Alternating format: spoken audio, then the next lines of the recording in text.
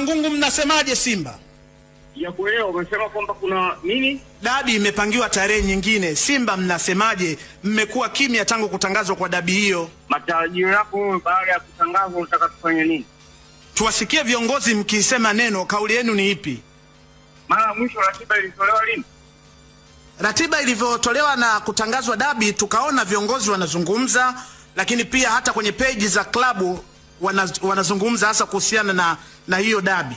Sasa hivi kumekuwa na ukimya, ndio maana tunataka kufahamu viongozi, pengine baada ya dabi kusogezwa mbele, mnasemaje? Maswali yako hayana mantiki. Kivipi hayana mantiki? Sijakuelewa Mangungu. Sio utaratibu. Yaani kwamba ratiba ikitolewa sisi tunatakiwa tuseme nini? Nataka tuzungumzie dabi Mangungu. Dabi jambo halina mantiki yoyote. Naomba kama una jambo lingine unataka tuzungumze.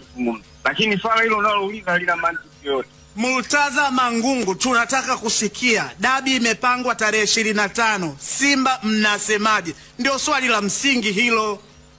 Aliyetangaza tarehe awali alikuwa ni nani? Bodi ya ligi.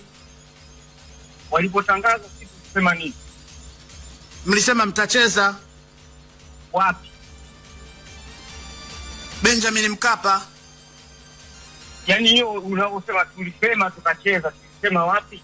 Kwenye vyombo vya habari na hata taarifa ya juzi mmesema mtacheza, kwa maana mechi ya kesho. Ni kwamba aliyetangaza mechi ya tarehe 15 ndiye aliyetangaza mechi tarehe 25.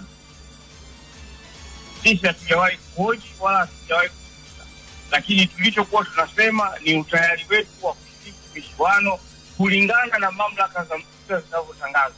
Kwa hiyo hayo mengine ambayo ulionayo wewe, hayo ni ya kwako. Sisi hatuna jambo lolote. Sisi tupo katika ile mashindano na timu yetu sisi kwa sasa mchezo ambao tunashiriki ni mpira, na mpira una taratibu zake.